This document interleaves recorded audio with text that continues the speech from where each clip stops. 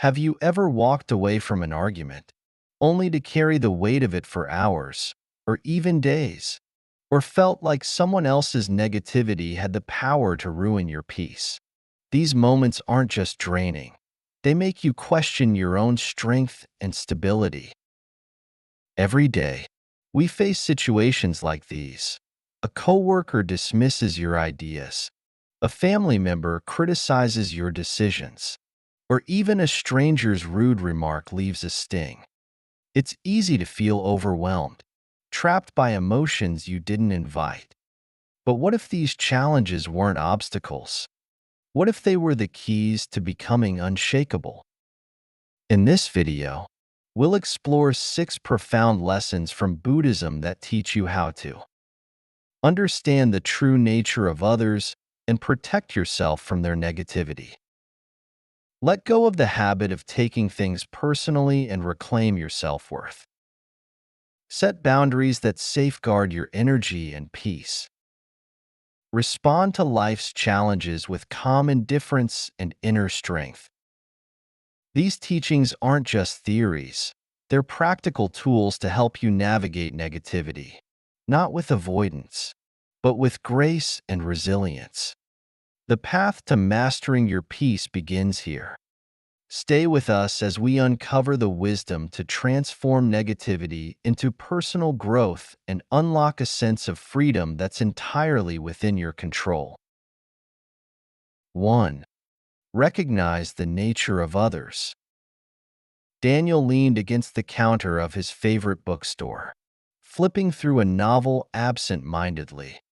His mind was elsewhere, replaying the argument he'd had with his neighbor that morning. Mrs.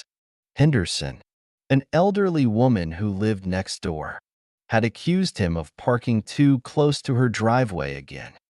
Her sharp words and finger-pointing had left him feeling frustrated and unfairly targeted. "It's always something with her," he muttered to himself.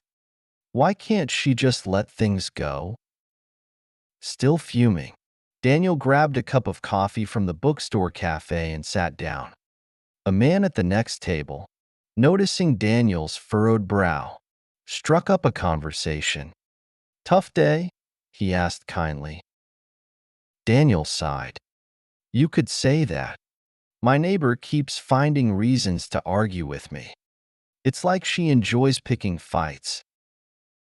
The man, who introduced himself as Ravi, smiled. "I've had my share of difficult people too. Let me tell you a story that helped me see things differently." Ravi began. "There was once a man walking through a busy market. As he passed a vendor selling oranges, the vendor shouted insults at him, blaming him for a dispute from years ago.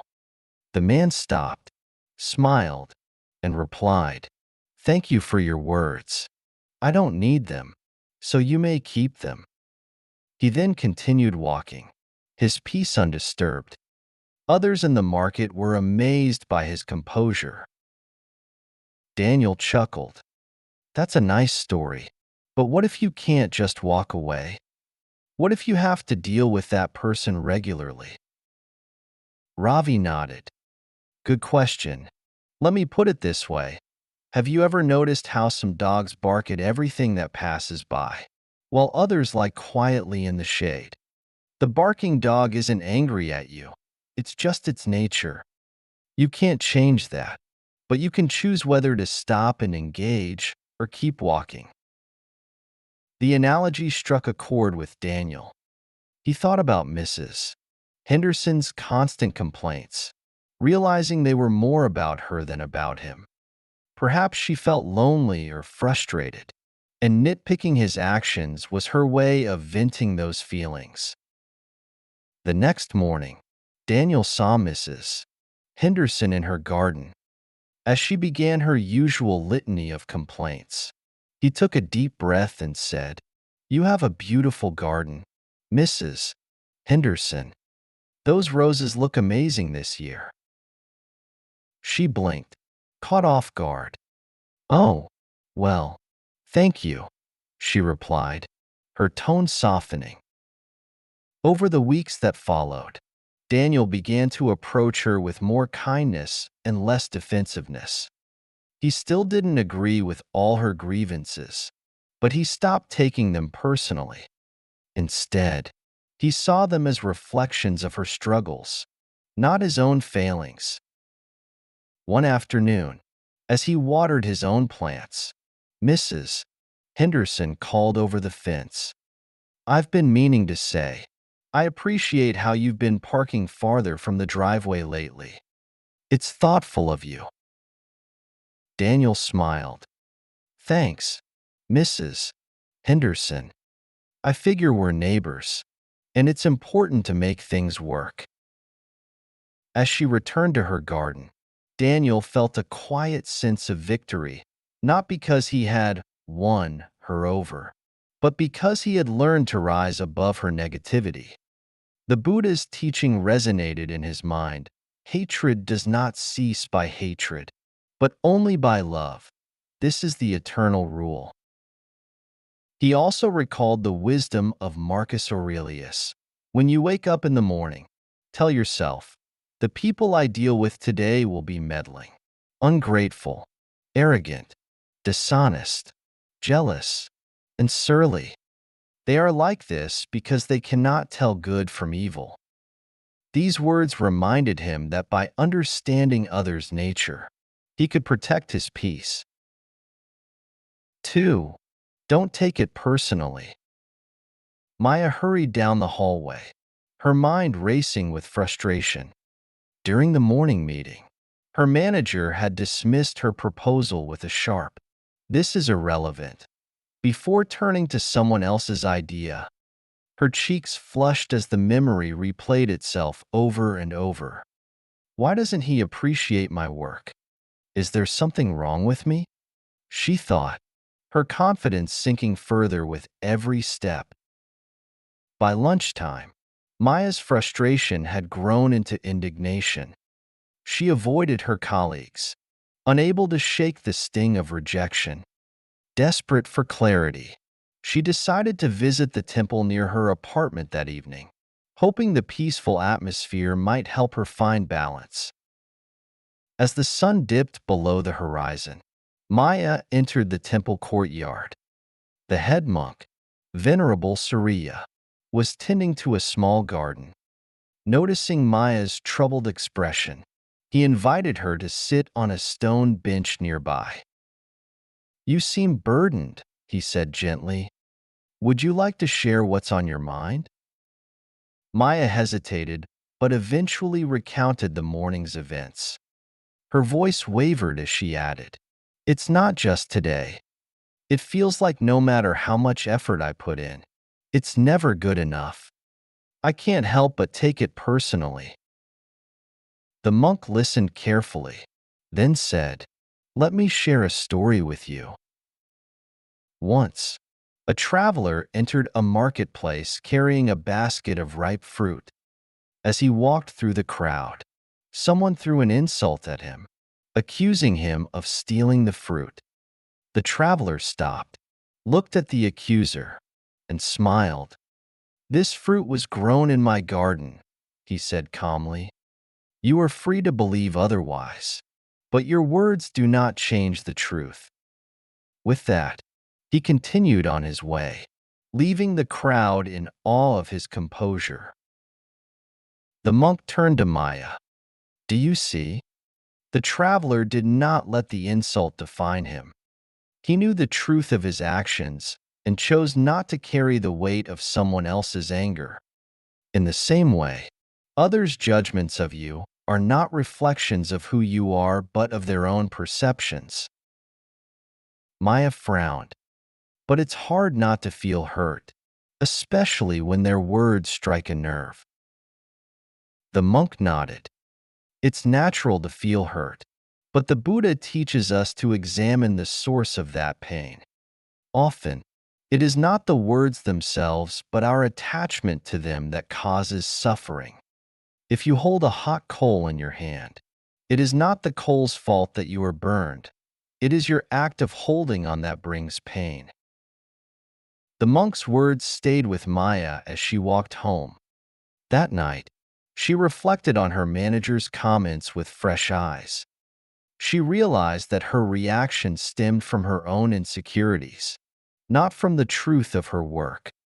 His words don't define me, she thought. I know the effort I put into that proposal. The next morning, Maya approached her manager after the meeting. I'd like to revisit my proposal, she said calmly.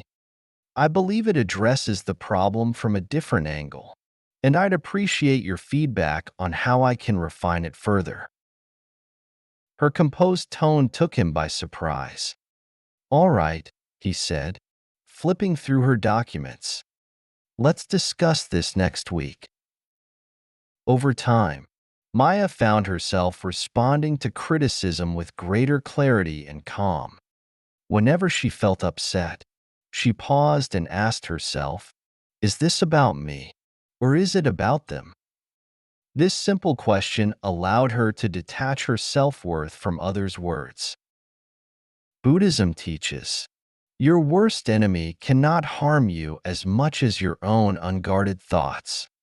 Maya learned that by guarding her mind against unnecessary judgments, she could maintain her peace. Marcus Aurelius's wisdom deepened this realization. You have power over your mind, not outside events. Realize this, and you will find strength.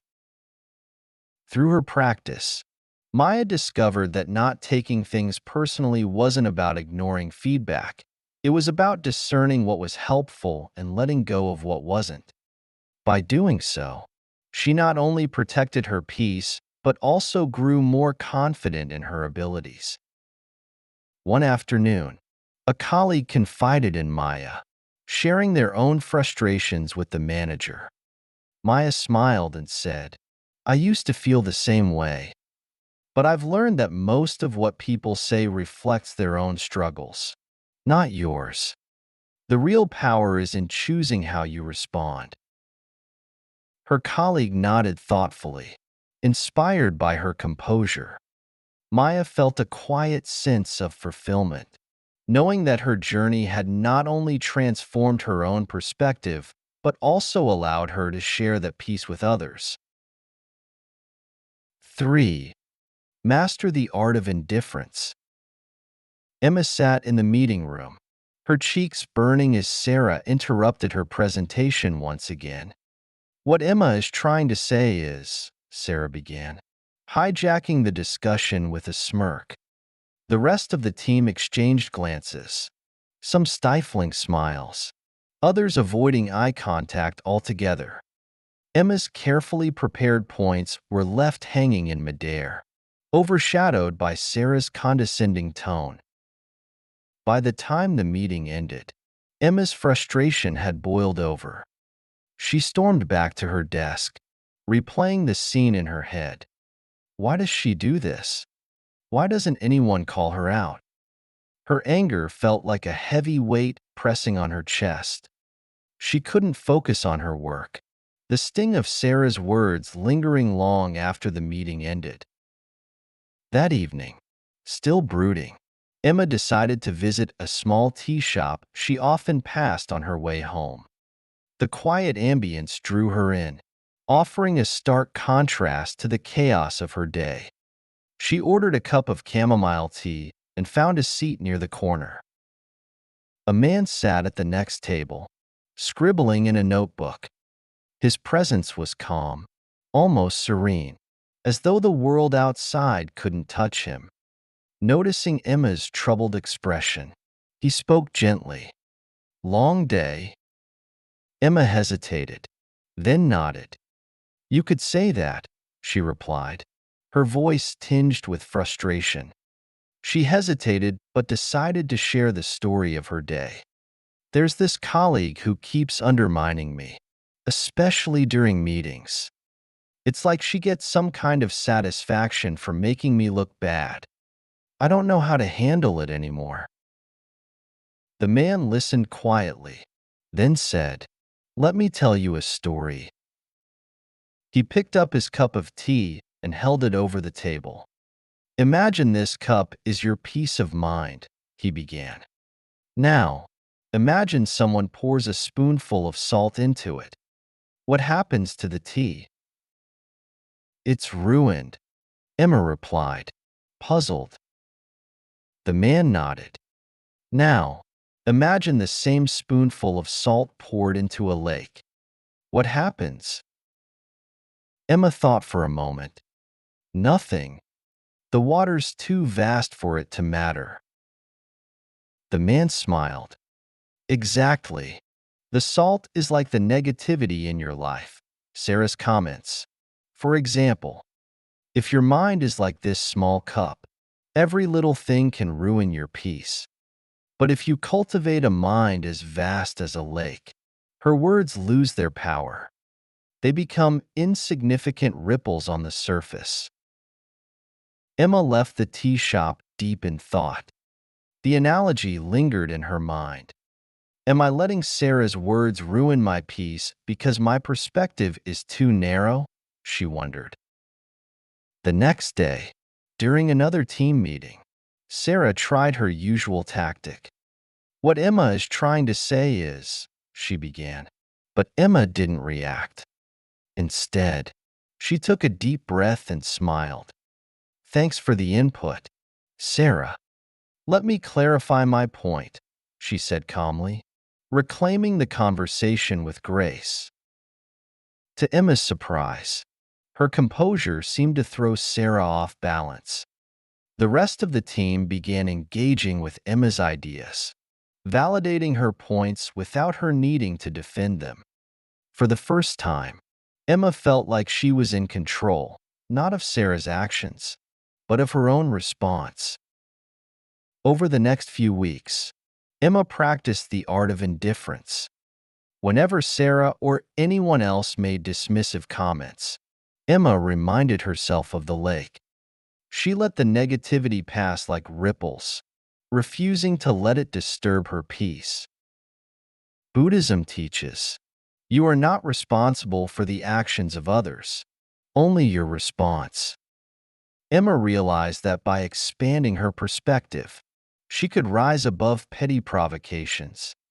She stopped viewing Sarah as an adversary and instead saw her comments for what they were, insignificant in the grand scheme of things. Marcus Aurelius's wisdom echoed this lesson. You don't have to turn this into something. It doesn't have to upset you.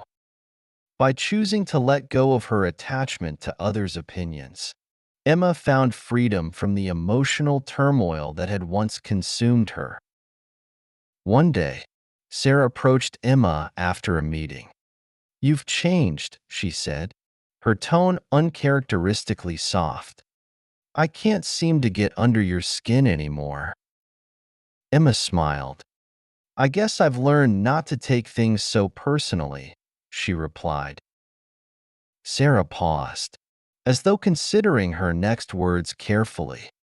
Well, for what it's worth, your presentation today was excellent. As Sarah walked away, Emma felt a quiet sense of victory, not because Sarah had finally acknowledged her, but because she no longer needed that validation. Like the vast lake, Emma's peace remained undisturbed, reflecting the strength and clarity she had cultivated within herself. 4. Set clear boundaries. Emma sat at the dinner table, the hum of conversation swirling around her as she pushed her food around her plate. Across the table, her aunt leaned forward, her voice sharp with criticism. I don't understand why you left that job. It was stable. Honestly, it was a poor decision. Her cousin chimed in with a smirk. At least some of us stick with things.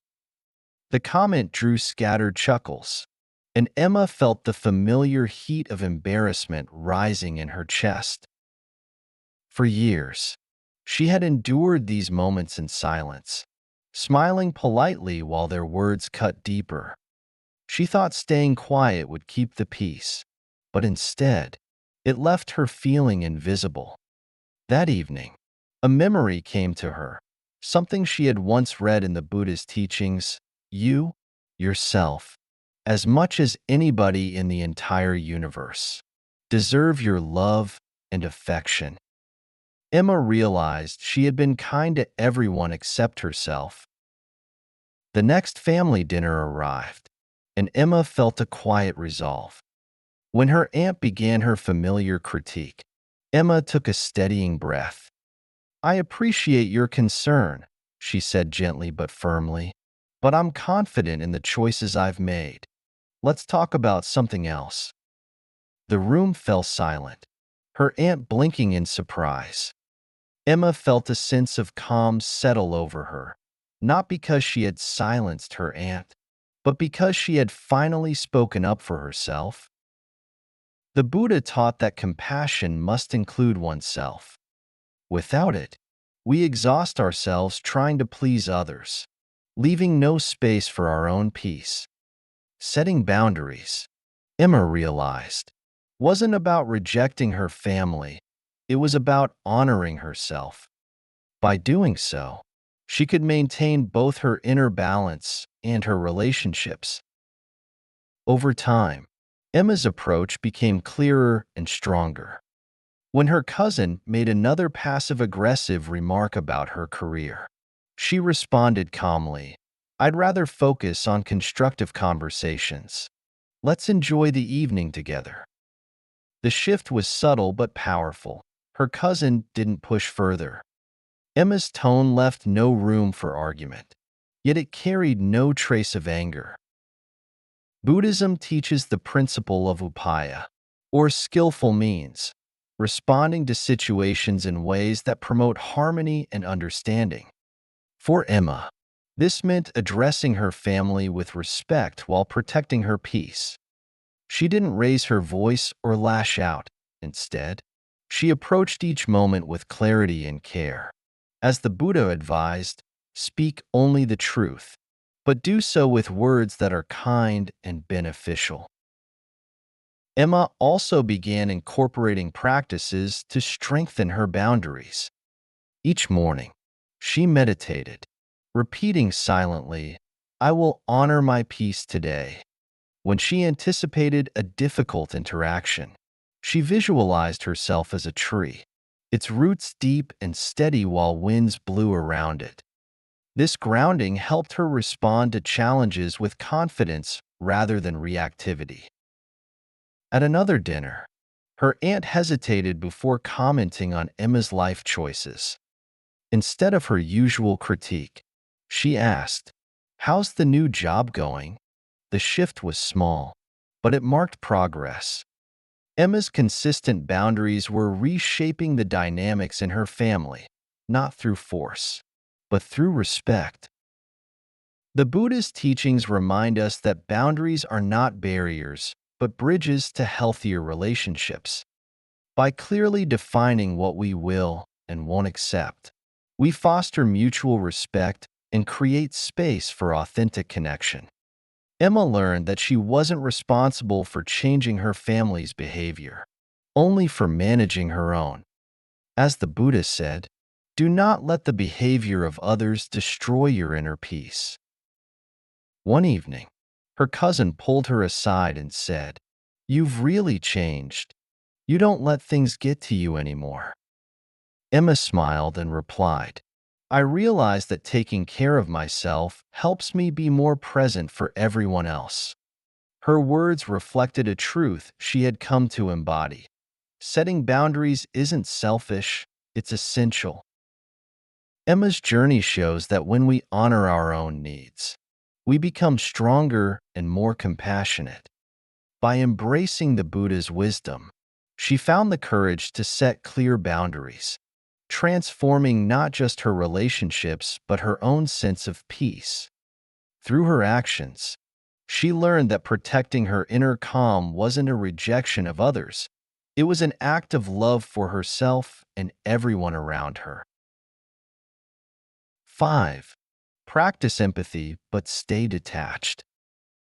David left the office late one evening, his shoulders heavy with the weight of the day. His manager, Julia, had spent the entire week criticizing his work, snapping at him in front of colleagues, and rejecting his suggestions without a second thought. The frustration was bubbling over, and he knew he needed clarity, something he couldn't find in the noise of his thoughts. On impulse, he decided to visit the temple near his neighborhood, a place he hadn't been in years. The air was cool as he stepped into the courtyard, the faint scent of incense wafting through the air. Inside, he found the head monk, Venerable Saman, sitting quietly in meditation. David hesitated, but finally spoke. "I'm sorry to disturb you, but I need advice. My manager has been unbearable lately, always critical, never satisfied. I can't take it anymore. What should I do?"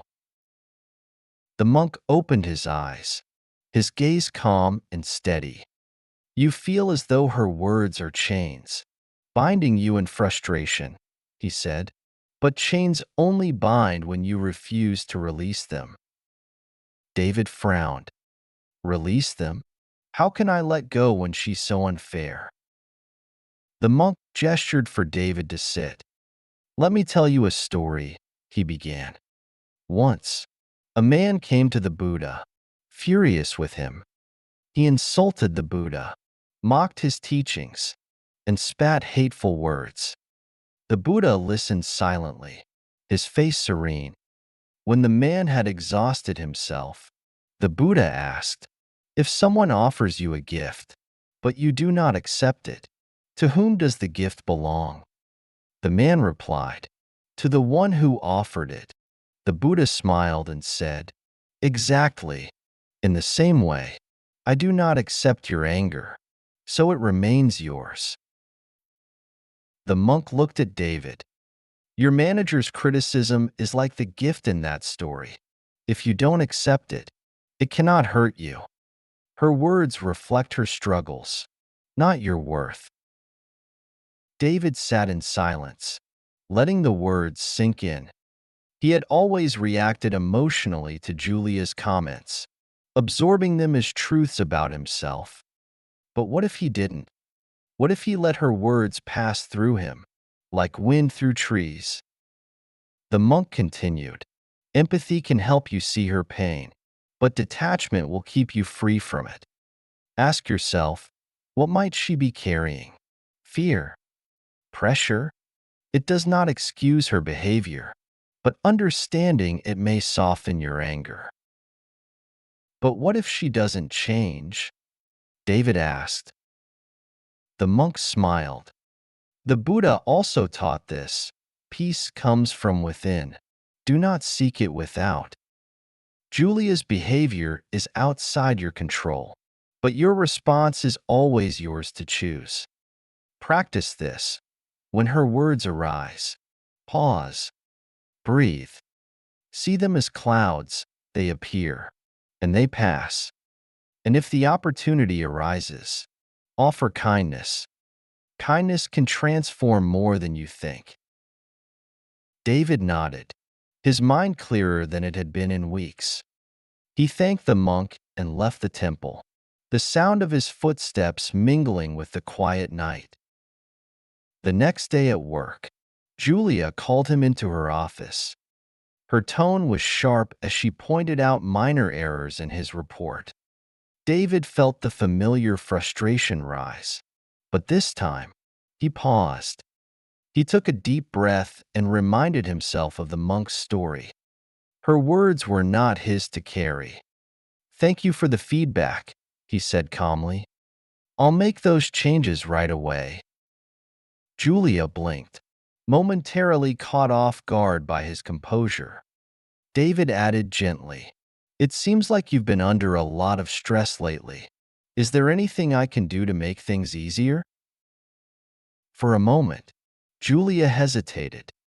Then her shoulders softened, and she sighed. "It's been a rough few weeks. I appreciate you asking." David left her office feeling lighter. By practicing empathy and detachment, he had not only protected his peace, but also opened a door for understanding. He reflected on the monk's words. The chains only bind when you refuse to release them. Julia's behavior might not change overnight, but David now knew that he didn't need it to. His peace was his own to protect. Through this journey, David realized that true strength lies not in resisting or reacting to others, but in understanding and letting go. The Buddha's wisdom had guided him to see beyond the surface, transforming conflict into an opportunity for growth. In the end, he found that by practicing empathy with detachment, he not only reclaimed his peace, but also created space for compassion, even in the most challenging relationships. 6. Focus on your virtues. The office was silent, but Sarah could feel the tension swirling like a storm. Her name had been mentioned in the team's private group chat again. She hesitated before opening it, unsure if she wanted to see the messages. But curiosity won, and as she scrolled through the comments, her chest tightened. Words like incompetent and doesn't listen leapt off the screen. Some of her colleagues had been venting about her recent decision on a project, twisting her intentions into something unrecognizable. Sarah's first instinct was to reply, to defend herself, and to confront them in the next meeting. Her fingers hovered over her phone, ready to type, when a memory surfaced. She recalled a teaching she had read: "You will not be punished for your anger, but by your anger." She put the phone down and took a deep breath. Anger wouldn't solve this. It would only pull her further into the storm. But what could she do? How could she respond in a way that reflected who she truly wanted to be? That evening, she went to the nearby temple to find clarity. The head monk, Venerable Saman, was tending to a small garden. When he saw Sarah approach, he motioned for her to sit. "You seem troubled," he said gently. Sarah nodded and recounted the situation, her voice trembling with frustration. "They don't see the effort I put in. All they do is criticize. I want to make them understand, but it feels hopeless."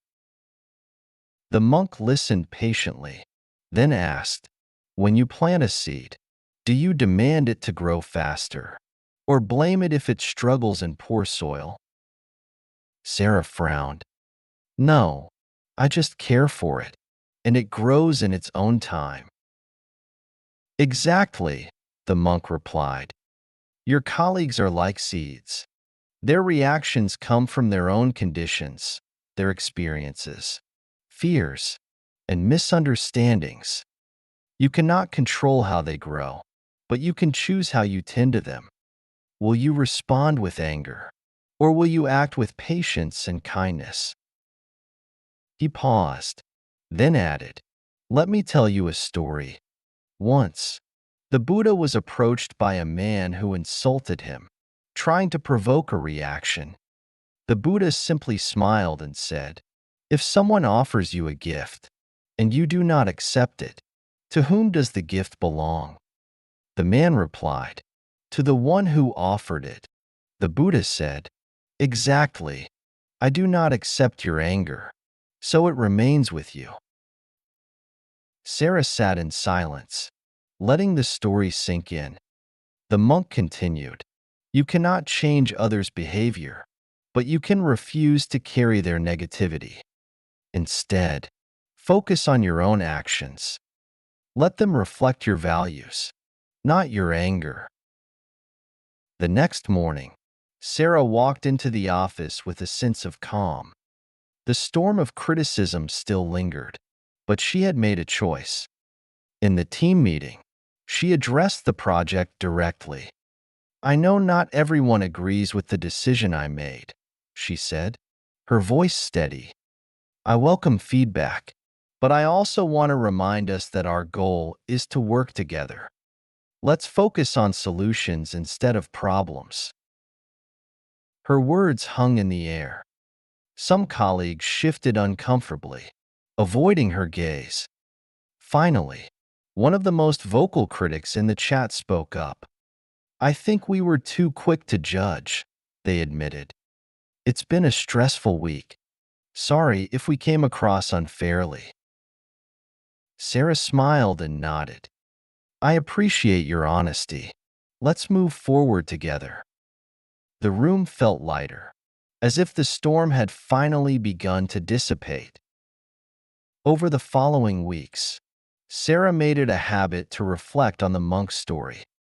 When she faced criticism, she paused and asked herself, "Is this mine to carry?"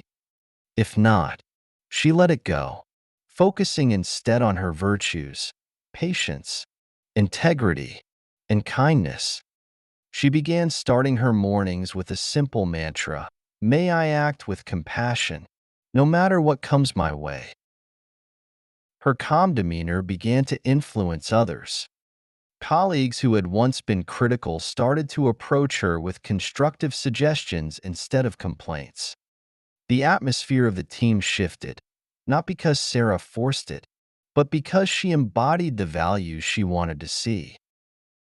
The Buddhist teachings reminded her daily, as a solid rock is not shaken by the wind, so the wise are not shaken by praise or blame.